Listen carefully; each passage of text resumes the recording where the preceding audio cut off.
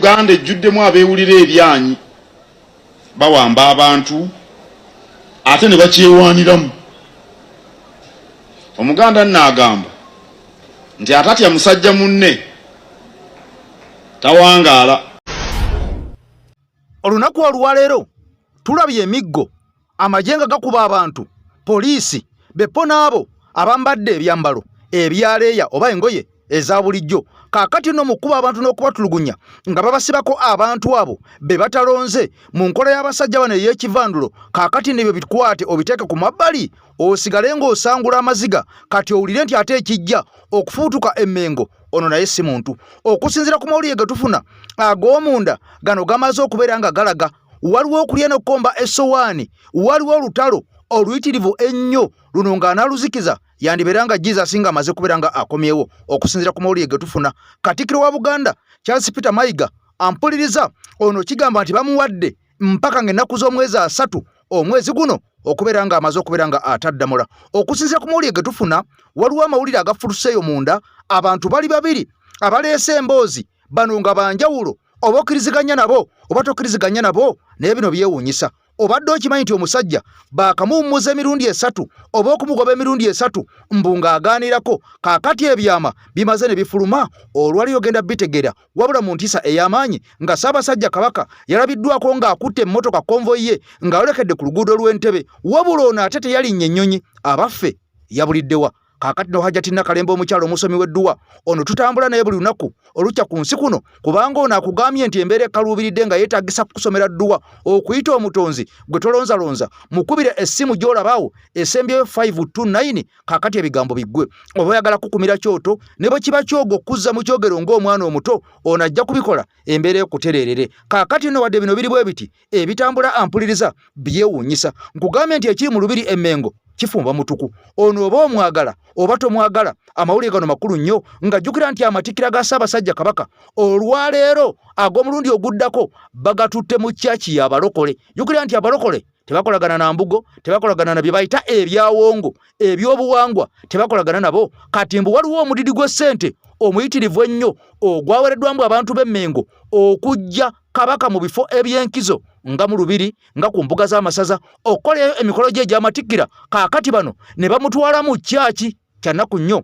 Amajaguza ge oba amatikkira ge ag'omulundi guno agenda gakwatira mu kyaki ku Watoto wali ku Jinja Road. Kaakati no waliwo okulya n'okkomba essowaani era okusika omuguwa obunkenke buyitirivu nnyo nga Ssaabasajja bwe muba temumulabyeyo temwewuunya kubanga ekifo kye bamututtemu tekikkiriziganya na mikolo gya bwabuwanga na nnono. Kaakati no nkusaba katambi kano osooka kanteereko ekigalo ng'enkola yaffe bweri okuggyako oyo ataagaliza amawulire gano kubeera nga gatalaga ensi yonna okubeera nga abantu bano bongera okubeera nga tubalabisa n'okubeera nga tumanyisa ensi nti Katikkiro Charles Peter Mayiga mbu ono yamaze dda okubeera nga agobwa nga bamunaabidde mu maaso Ssaabasajja Kabaka. Omukuku gw'ebbaluwa omuyitirivu ennyo omunene obuwanvu ennyo mbu gwamutwaliddwa dda wabula mbu ono naye olwamuweereza omukuku guno ate n'agukwata n'abaako gy'agutwala nga mayiro mpitirivu ziringa mu 150 okuva mu kibuga Kampala. Abaffe ono yagututtewa ogenda bimanya byogenda okulaba byogenda okutegera osobole okubeera nga weewuunya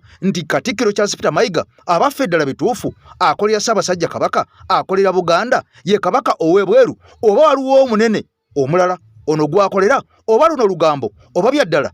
Nze naawe kansooke nkutwale mu kiwandiiko kino kansooke nkutwale mu mboozi eno y'abantu babiri wabula kansooke n'omusajja ono oba omwagala oba tomwagala information kikulu. Kwa bwe twasemberayo nagamba nalaba emmotoka ze nga zigenda wa Entebbe kyayamba tezaafuluma wali bulungi nnyo naye okulwana okuliwo weebuuze ebibuuzo bino obituddemu.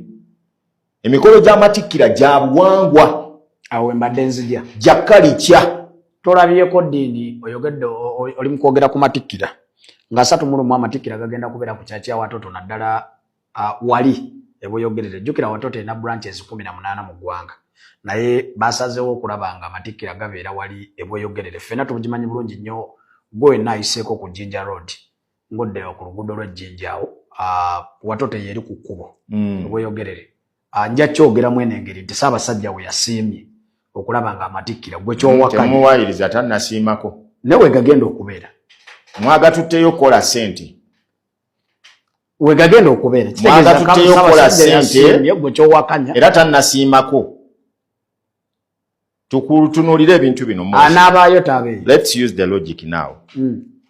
Singa gabadde mazaalibwa. Ago Ssaabasajja wa ddembe okugakolera awantu wonna waayagala. Oba ku biichi oba ludda wa wonna. Teri amugaana. N'abategesi baago teri abagaana. Amatikkira ag'Obwakabaka mikolo gya nnono gya buwangwa gya kalicha girina obulombolombo obutambulizibwako. Obuwangwa tebukwatagana na ddiini. Wuliriza bulungi. Girina obulombolombo obugikola ki? Obugitambulirwako. Era ng'obulombolombo obwo obutambulirwako buyina ebifo bye bukontana. Kakati wano tukimanyi bulungi nnyo. Omulokole awala n'olubugo. Omulokole ebintu by'obuwangwa abiyita bya sitaani. Gw'okwate emikolo gyaffe ogitwale wali we baakuwadde ssente. Awo Kabaka agenda kulamusizaawo mujaguzo. Dino kinako obukakafu nti bawaddeyo ssente. Listen well. Awo Kabaka agenda kulamusizaawo mujaguzo. Kati bino wano twogera nga Baganda. Awo Kabaka agenda kulamusizaawo mujaguzo ku watoto. Mugenda twalawo embugo zaffe. Mugenda leeta abantu abakola emikolo egy'obuwangwa kola olunaku bajjaawo ku watoto. Maybe. Mwana Abaganda mutubalemu ku magezi, and we must understand. Bano abasajja bali mukola ssente zaabwe. Obijjawa nti watoto yinza okuba yawadde abantu abali emmengo ku ssente. Tukimanyi bulungi nnyabo mbamanyi nagambya. Mbamanyi bulungi. Nabaweerezaamu emyaka emeka? 5. Nga mbamanyi bulungi. Tebabanyumiza era tebabampa kyamisana nembe bika kyaggulo. Kakamega group eyo eri emmengo. But dini Kabaka kyandisaanidde era nga bwakikola okulaba nga asinkana abantu be n'abalaba mu ngeri yonna n'abantu abenzikiriza ez'enjawulo. So ze sikiraba mu buzibu Kabaka okukwata amatikkira n'agatwala ku watoto. Nkugambye Iddi bwe wali okirabye. Gwe gusoso kwata amatikkiro gatwala mu ddiini yonna. Lwaki bagakolera Naggalabi? Lwaki tetwagakolera Kibuli oba Namirembe oba Lubaga? Amatikkira gaali gabaddeko Lubaga oba Namirembe oba Kibuli. Wagasanga ddi? Ngenda kinoonyereza. Wagasangayo ddi? Ngenda kinoonyereza. Guno mukolo gwa nnono. Bwe guba teguli ku mbuga ya ssaza gulina kuba mu lubiri. Era bwe tubadde tutambula bulijjo. Mukolo gwa nnono. Si mazaalibwa. Si kukuza mbaga ya Kabaka. Mukolo gwa nnono ogutwala otya ku watoto. Ani yalonze akakiiko akakagututteyo? Ani akulidde enteekateeka zino. Bano babagambye tegeka mukolo gwabwe gusembayo era ndowooza ogulaba bagutegese bo bagusituddemu ejjuguli bagenze. Abo tebasobola kukola kintu mwoshi. Okuva lwe batandika okubeera nti Kabaka waffe tumulabira ssente. I know those guys. Ensonga nagigamba kisinga tutuuka omwezi ogujja nga bakyaweereza mu memmenga awo. Anti nkugambye kye balwane. Bwe mbadde ntandika olunaku olwaleero emboozi zaffe nkutegeezezzaako nti ebigambo byandibanga birungi si birungi. Waliwo okusika omuguwa nga Ssaabasajja Kabaka gye buvuddeko yavaayo mu bigambo bye n'ategeeza edduniya n'ategeeza ensi eno nti amazima ga Katonda mu ggulu Obwakabaka bwaddizibwawo bulungi nnyo naye ekisinga okubeera nga kikwewunyisa oba nga kitiisa ono yavaayo mu bigambo bye n'ategeeza ensi edduniya yonna nti obuyinza tebwafuna nga mu bufunze osobola okukibeera ng'okikwata n'okitaaminga nti Obwakabaka bwakomawo naye baakutuwa bwoya byanswa Obwakabaka bwennyini n'amaanyi gaabwo agaaliwo okuva edda n'edda ku bassekabaka abalala abasajja baabutujjako amaanyi baagatujjako dda nga Ssaabasajja Kabaka essaawa zino okusinziira ku bigambo bye bw'oba biwulirizza byava nategeeza Obuganda nti Obwakabaka bwaddizibwawo naye obuyinza tebwafuna osobola okukyusanga mu ngeri gy'oyagala era nga kitegeeza nti Ssaabasajja Kabaka ono takkirizibwa yadde eddakiika n'emu kebere sekendi okwenyigira mu byobufuzi eby'eggwanga erya Uganda nga kigambibwa mbu ono yakomezebwawo nga mukulembeze wa nnono era waliwo abawanuuza nga bagamba nti n'okumuyita Kabaka mbu tukola nsobi wabula tulina kumuyita omukulembeze w'ennono. Kaakati nno biro byonna nga bitambula bwe biti byongedde okubeera nga birinnya enkandaggo ono bwe yalwala obulwadde mwenna bwe mwawuliranga Katikkiro Charles Peter Mayiga avaayo n'ategeeza ensi nti Kabaka yali alwadde alaje oyo ava ku bimuli oba giyita empumbu efuutuka ku bimuli. Abantu bangi batandika okwemulugunya era nga batototomanga enkoko enywedde amazzi amanabemu. Bano nga beebuuza Ssaabasajja Kabaka empumbu y'ebimuli yamusangawa? Ono si yasaawa olujja, si yasaawa ebimuli by'obulange emmengo. Kaakati empumbu yaabyo yamusangawo okumufuumuukira atagenda ng'abiwunyaawunyako. Ebyo byonna babikwata ne babiteeka ebbali. Wabula ono olwadde bamunyinyitira okutuuka okutwalibwa ebweru w'eggwanga erya Uganda. Tewali information n'emu yafuluma. Yali Fred Kajubulumbuye eyawotola ebyama bino n'asindika ne footage nga Ssaabasajja Kabaka atwalibwa ebweru w'eggwanga mu ggwanga erya Germany ng'ayisibwa mudda mu ggwanga erya Kenya. Wabula era mu mberi y'emu Ssaabasajja Kabaka embeera bwe yakaluba n'atwalibwa munda mu ggwanga erya Namibia. Twajja nga tubategeeza era ebigambo bino tebyayogerwa, wabula information yamala kubeera nga efuluma munda era nga ali Fred Kajubulumbuye eyafulumya information eno. Tugenda okugigoberera ng'amazima ga Katonda mugulu information eno yali ntuufu. Ssaabasajja Kabaka yali ali munda mu ggwanga erya Namibia nga jajjanjabibwa eyo mu kibira wakati gye baali baamuteeka. Kaakati abakungu bangi aba Ssaabasajja Kabaka abalekera ogendayo ono nga balemesebwa n'okubeera nga bamutuukako okubeera nga bamulaba. Wabula bino byonna biba bikyali bwe biti. Twagenda okulaba nga General Kaguta Museveni ono akutta obuwumbi n'obuwumbi ng'agulidde abakulu b'ebika ettaka era ng'agenda bazimbira ekizimbe ekyanditandika edda okuzimbibwa wali mu Bulange Emmengo. Abaffe ebigambo bino bikulu njagala nsooke mbikuteekemu ate nkomewo. Which ng'emu gye tukubya amabega. Saalonga Mulengejja wasanya Carol Charles Peter Mayiga. Mukono gwa Nnyando Yosoferi ogufutubadde Mmengo era ogusanyisa buli kimu kyonna ekiri mu Buganda ng'akolya Mukama Museveni ne munywanyi we Salimu Sale. Wichinga emu emabega Ssaabasajja Kabaka Ronald Mwenda Mutebi owookubiri yategeeza Saalonga Mulengejja wasanya omulundi ogwokusatu nti waayo mpa obuyinza bwange bwe nakuwa era nkusaba emirimu gyo gy'osuubira okukola gikome ng'ennaku z'omwezi 31 omwezi ogw'omusanvu gikome ku matikkira. Wulira bulungi nnyo paati y'okubiri etandise. Saalonga Mulengejja wasanya Carol Charles Peter Mayiga Ssaabasajja Kabaka omulundi ogwasembye ogwokusatu yamwetawuluzaako naye era akyafuuse lukokobe. Ssaabasajja Kabaka yawandikiraga Mulengejja n'amugamba njagala owumuze emirimu gyo gy'okola gyonna okoma ng'ennaku z'omwezi 31 omwezi ogw'omusanvu ku matikkira gange. Saagala oddemu okukola kintu kyonna kyefaananyiriza kukola mirimu gya Buganda mu Bulange Mmengo. Olya bulungi nnyo ebbaluwa n'agimuwa.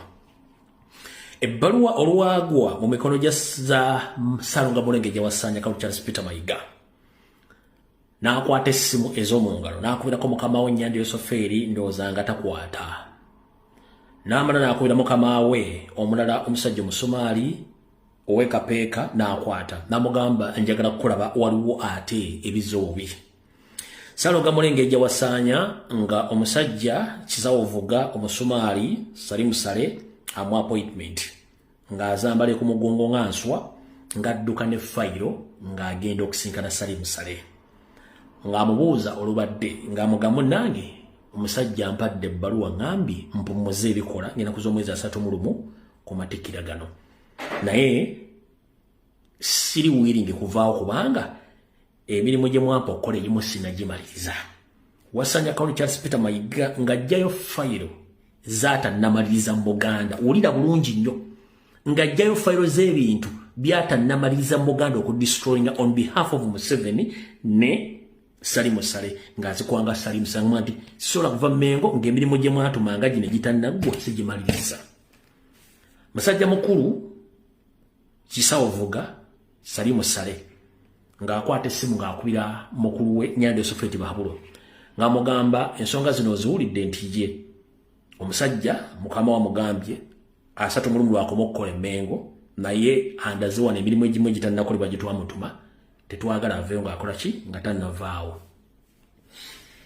Nyandwe ng'akwata essimu ng'akubira Ssaabasajja Kabaka essimu ng'essimu emugamba the person you are trying to call is not available at the moment, please try again. Tanaddamu ne mugamba ekintu kyekimu naddamu ne mugamba ekintu kyekimu netwala ebbanyi muga ekintu kyekimu olimu ne mugagwe tokoye kukubirako n'essimu ng'omuntu takuddamu nakati kikyaliwo ekityo akyaganya okukwata essimu olw'ensonga akooyedde ddala naye ng'akasajja katwala fayiro n'emirimu gye katannamaliriza mu Buganda kagitwalira Salimu Sale tekasobola kulwaki tekasobola kuva mu Mengo nakati wotwogerera kubanga kusinzira ku sosezaali bano bagamba nti baagala teekawo akabuvumu at least Ssaabasajja Kabaka bamuliira awo muno mulimu David Wasajja, Agnes Nabaloga, Sarah Kagere, Peter Mayiga n'abalala bali Mengo. Naye nga omulundi ogwokusatu Ssaabasajja Kabaka yamugambye wandiika otegeeze abantu nti emirimu gya Ssaabasajja Kabaka ejje yakuwokola giweddeyo era olekulidde. Mayiga ekyamunyiizizza n'agenda bugenzi wa mukama we Salimu Sale yasobola okufuna mukulu we n'amutegeeza ensonga zino ne bagezaako n'okulonnya Ssaabasajja Kabaka ku ssimu naye ng'essimu bagamba the person you are calling is not available at the moment, please try again later. Bwe bagikubyeko ennyo ne bagamba mwe temusobola kitegeera nti omuntu gw'okubira tayagala bakwata ne bagiwummuza. Mu mbeera y'emu ng'omaze okubeera nga vidiyo gituwera ekigalo ng'enkola yabaffe bweri ku AKTV Media Uganda ompya nja kusaba osooka osubscribinge bw'oti okone ku kadde emboozi nga zino zibiremu kubeera nga zikuyitako kubanga oteekeddwa kikakatako kubanga oli muna Uganda omutuufu yennyini. Kaakati nno bino nga bitambula bwe biti ampuliriza olunaku olwajjo twakoze emboozi ne tukulaga amawulire agaafulumye nga galaga nti General Muhoozi Kainerugaba ono yabadde mutaka munda mu ggwanga erya Rwanda era ng'ekyabadde kimutute munda mu ggwanga erya Rwanda kwe kwabadde okuteekateekera eggwanga erya Uganda eddamba ebiseera byalyo eby'omu maaso wabula ng'enteekateeka zino zonna ez'eggwanga ate erya Uganda zirina kubeera mbu nga zisinzira mu kibuga ekimanyikiddwa nga Kigali eggwanga erya Rwanda era ng'omukulembeze ye Major General Paul Kagame Rutagambwa ono akyuzingibwa ennyo ogw'okubeera nga asaponsalinga okubeera nga ayamba abayeekera munda mu ggwanga erya Congo abamanyikiddwa nga ba M23 okubeera nga bano bakijjanya bannansi munda mu ggwanga erya Congo okubakooza akajiri okubba ebyobugagga by'ensi eno okubeera nga bababuzaako emirembe okubeera mu buwaŋŋanguse bangi batuuse n'okufa enjala abakazi bangi bakwatiddwa abayeekera bano kaakati nga kigambibwa nti omusajja ono yali mabega w'ebikolobero bino byonna ebigenda mu maaso munda mu ggwanga erya Congo. Kaakati nno amawulire gafulumye eggulu nga gategeeza nti General Muhoozi Kainerugaba yabadde amaze okubeera nga butereevu yeesolosa munda mu ggwanga lino akwatagane ne anko we amanyikiddwa nga Major General Paul Kagame Rutagambwa akulembera eggwanga erya Rwanda. Kaakati nno kavudde ku nnamusa kavudde ku nnyoge kaakati firimu entuufu yiino oba vidiyo entuufu emaze okubeera nga etandika kangisoosotole okusinziira ku bigenda mu maaso waliwo amawulire agafuluma nga galaga nti General Muhoozi Kainerugaba wadde biri byafulumye nga biraga mbu yabadde munda mu ggwanga erya Rwanda mbu amazima ga Katonda mu ggulu omusajja tanagenda ku Rwanda era nga bagamba mbu ekifaananyi ekyo kye tuwalabye obwedde kizunzibwa omukutu ogwabukedde kyabadde kifaananyi nga kikadde nnyo omusajja mbu yaliyo emabegako era ng'ekyali kimututteyo mbu ate si nsonga zino kuteesa ku ggwanga Uganda butya baligenda okubeera nga lyongera okukulaakulana n'okugenda mu maaso. Omusajja asomodde ebyamawuuno ng'agamba nti General Muhoozi yaliyo emabegako munda mu ggwanga erya Rwanda kituufu wabula mbu ekyali kimututteyo ogenda kiwulira okwate ku mutwe otya n'okutya abasajja kye baagaza ensi kigenda kubeera nga kikwewunyisa. Obadde okimanyi nti eggwanga oba ensi nga Uganda eyatondebwawo gye buvuddeko omwaka 1962 kakati emyaka giwezeweze abasajja baagala kubeera nga Uganda bagijja ku maapu. Okusinza ku mawulire ge tufuna galaga nti Uganda erinnya Uganda abasajja bali mu nteekateeka ez'okubeera nga balikyusa erinnya Uganda liveewo era nga waliwo amawulire agatambula gano nga galaga wadde tegannaba kubeera nga gakakasibwa ekisembayo eggwanga erya Uganda ggwanga lya Rwanda South Sudan waliwo enteekateeka abakulembeze bano bonna mbu basala entotto era bagenda batuula wamu obufoofofo miitingi ez'ekyama ezitula ekiro ennyo mu mawanga gano okugeetooloola nga baagala ensi zino 3 bannange bazigatte wamu efuuka ensi emu. Kino nno kya nnaku kya bulabe era nga kyewuunyisa. Eggwanga lya South Sudan lyakamala okweyawula ku ggwanga erimanyikiddwa nga Sudaani kakati ate mu ngeri yemu amawulire gatandise okubeera nga gavuuvuuma nti ate lyagala kwegatta ku Uganda zifuuke ensi emu, wabula ng'erinnya ettuufu lye bagenda okubeera nga batuuma ensi eno oba eggwanga lino abasajja bakyalinoonya, wabula okusinziira ku biriwo mbu ebifuluma biraga amannya gatandise okubeera nga galeetebwa nga kuliko erinnya erimu erimanyiddwa nga East Africa Coast oba East African States. Kaakati nno erimu kwaga amanya litandise okubeera nga lirowoozebwako okusinza ku mawulire ge tufuna galaga abasajja bamaliridde meeting ez'ekiro enkambwe zitula okubeera nga baagala okuziiza Kyagulanyi abangi obuwanguzi mu ggwanga lya Uganda abatakyabubanjizza, Sudaani oba tokyabanjizza, n'ewalala oba tokyabanjizza, kasita abasajja basalawo ensi ne bagifuulemu, olwo mwami Kyagulanyi takyasobola kubeera nga aba avaayo abanje obuwanguzi bwe munda mu ggwanga erya Uganda. N'omusajja deputy oba vice president ow'eggwanga erya South Sudan Salva Kiir Mayardit aba takyasobola kubeera nga alwanirira okulembera eggwanga erya Sudaani. Kyokka mbu ne Rwanda nayo waliyo enteekateeka zaayo nga baagala ensi bagigattebwamu, olwo ebeerenga ekulemberwa ani agenda okulembera ensi eno ng'emaze okwegatta. Jangu owulira ebigambo. Nze Rwanda mbunna ali Rwanda, tebakulimba nti Muhoozi ali Rwanda, tebakulimba nti Muhoozi ali Rwanda, yaliyokko emabega kaawo era ne bye baateesa n'ebyamutambuza biibino mbibawe. Omanyi lwaki Sipiika tannaba kuvunaanibwa? Tuula wano mbikuwe muwulire ekiri emabega w'ebisenge by'amakolero ga Waaka. Waliwo olukwe olunene ennyo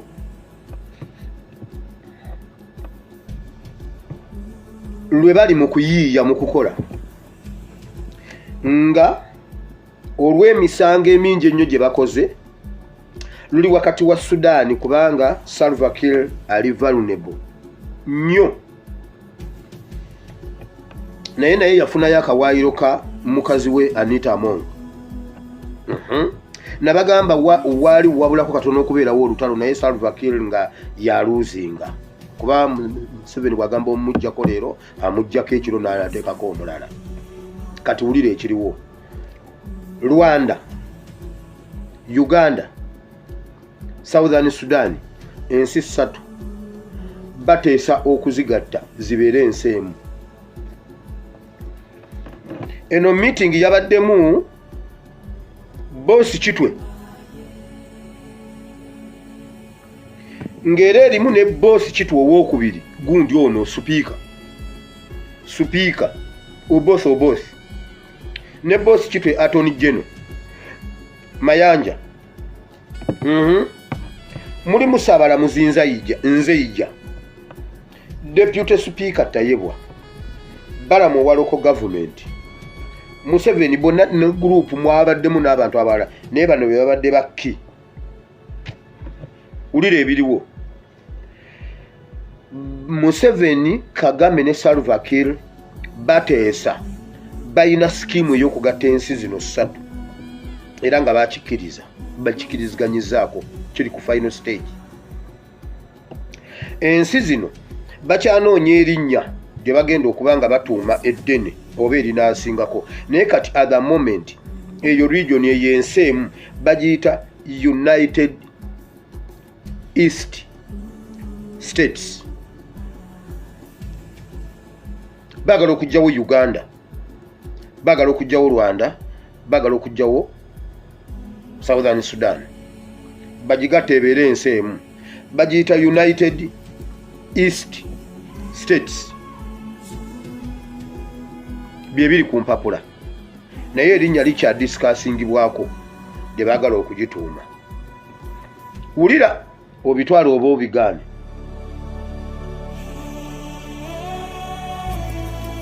Nze kambiteeke kuliko. Lwaki baagala okukyusa ensi eno okugigatta emu?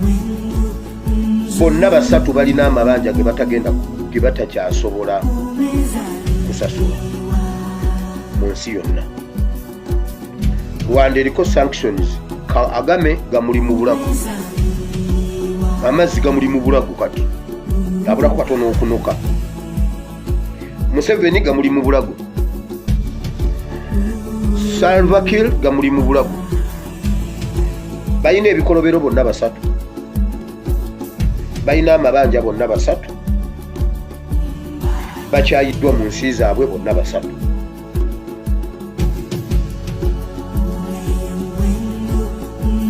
Owulira ewaka ne mu kibira wonna ebintu bibi. Kakati bagamba bwe bati ekisookera ddala mu Uganda bwe kimala okutuuka bulungi nnyo ne baba nga bakimaliriza, buli muntu yenna eyali signatory ku looni yonna ey'eggwanga Uganda, Kaseija bagenda kubatemula, bagenda kubatemula. Kaseija essaawa yonna ogenda kufa okuva kati.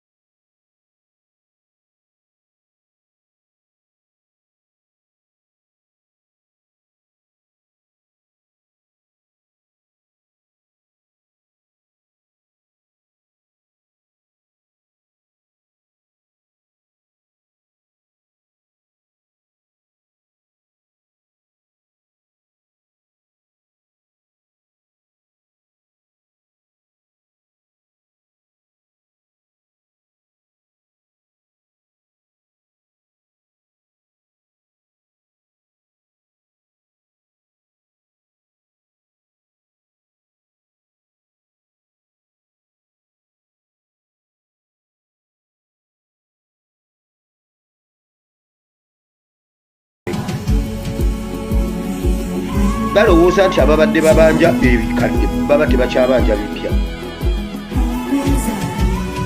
era bwe bamala okirandinga obulungi buli omu agenda kudisapiyaringa nga bw'anasobola, buli omu adisikayizinge.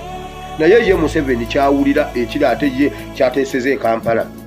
Ate bwe bamala okubimaliriza bwe bati Salva Kiir ne Kagame bonna ate baakugibwawo, nabo eliminating a very good couple. Birabe sebuto mulabi gwe munnamawulire wa Museveni gwe okuba Museveni ebifana ate tukusondere kuki? Tukusondere ki sebo? Si yoyo gwenna bagambye eggulu, si yoyo. Temutawaana musondera kubanga era bwe munamukola mutya bamaze dde okutegeka olumbe lwe. Gamba NRM ekweze ebadde egenda ez'olumbe ezikulu, ne bwe munamujjanjabirawa agenda kufa, kubanga NRM yennyini ye yamwitidde Museveni yamusaddaase tekawaabe.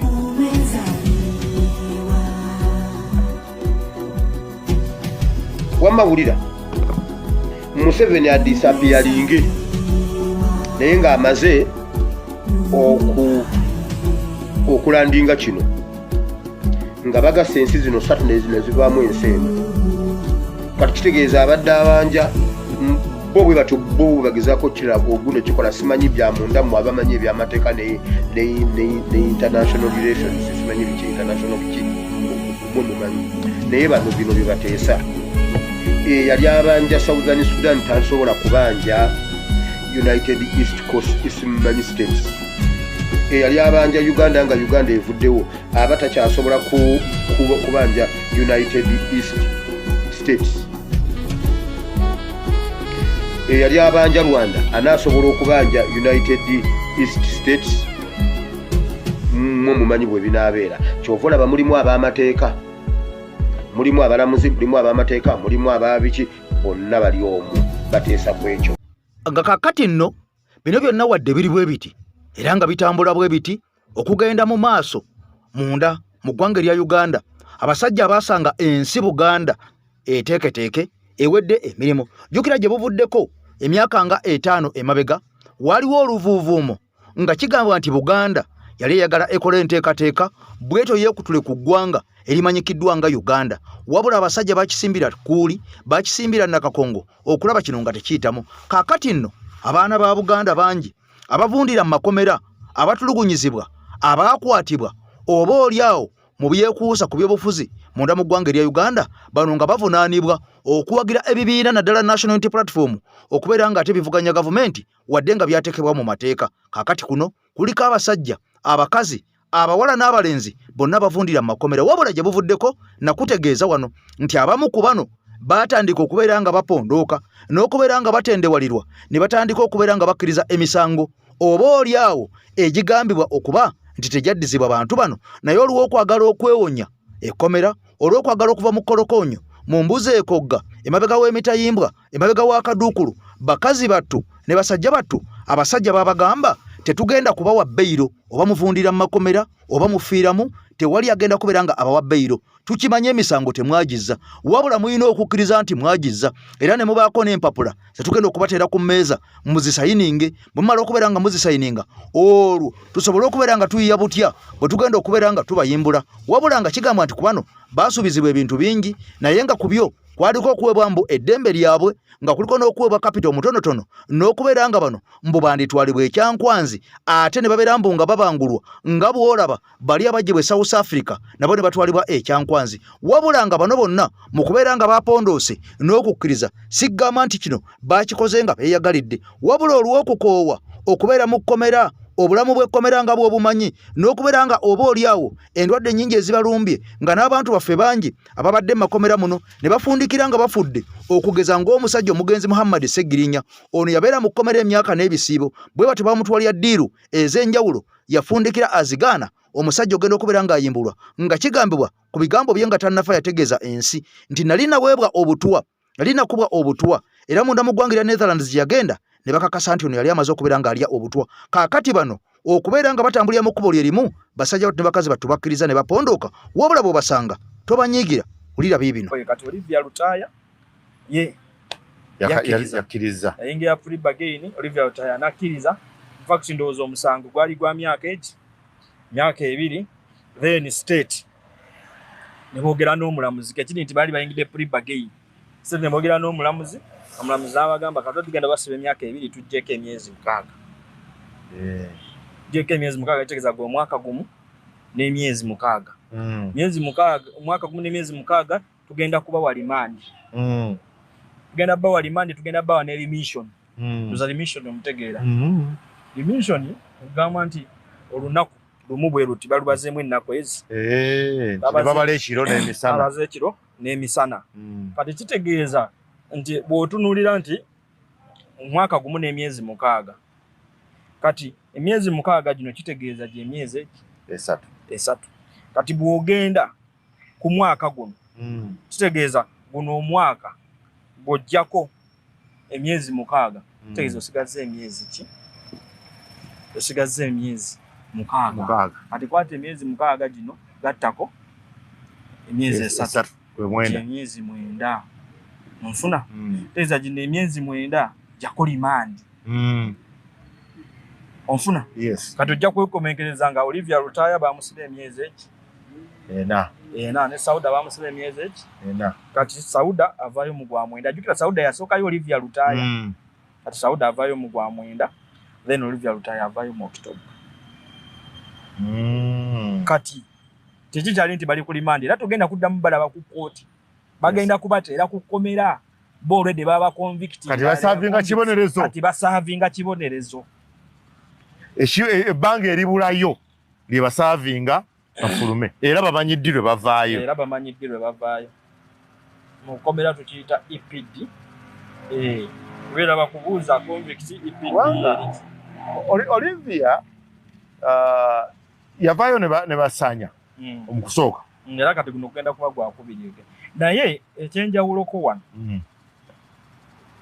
kiri kuba bannyinnyonnyola alina ne mbalaba Olivia nannyonnyola n'aŋŋamba nti kiri kyebalimu ne basanya talimu baminisita okujja kadinisa naye kino baakikola wakati wa state n'omulamuzi era ne bagamba tebagenda kuba ba witness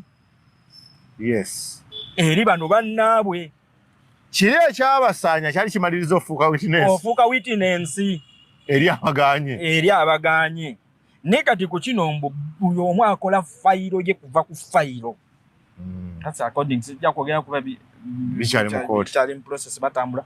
Naye that's kyeyangamba kubanga namubuuza kakati kiki kye mwakkiriziganyako on terms.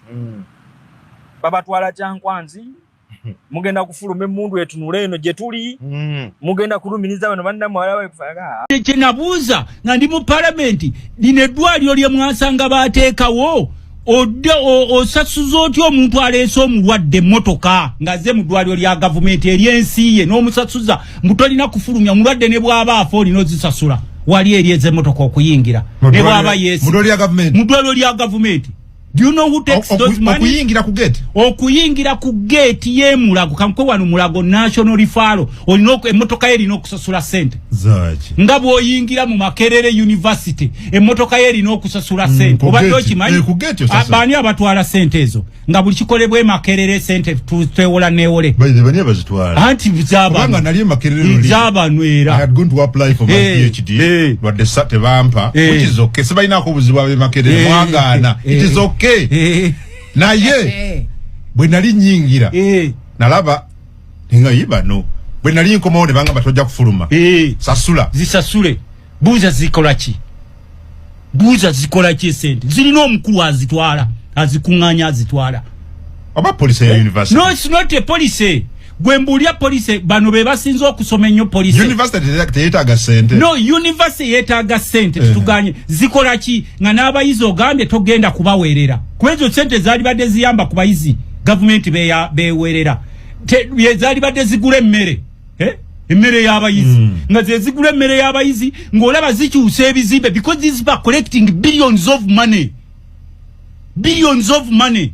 Never n'abayizi oluyingira ng'ofuluma ng'osasula every day how many bagita parking thousands of people abasasula batusasuza parking n'abakozi baamu balina okusasulira parking okusigisa university ya government anti ya government yenkugambye nti fena twebuuza zigenda wa anti zabano who accounts for that money zabano ngeze Mulago wali obuuza gwenga yatuta omulwadde Mulago wamutwalidde mu motoka yo tewasasudde sente sasudde wayiseewa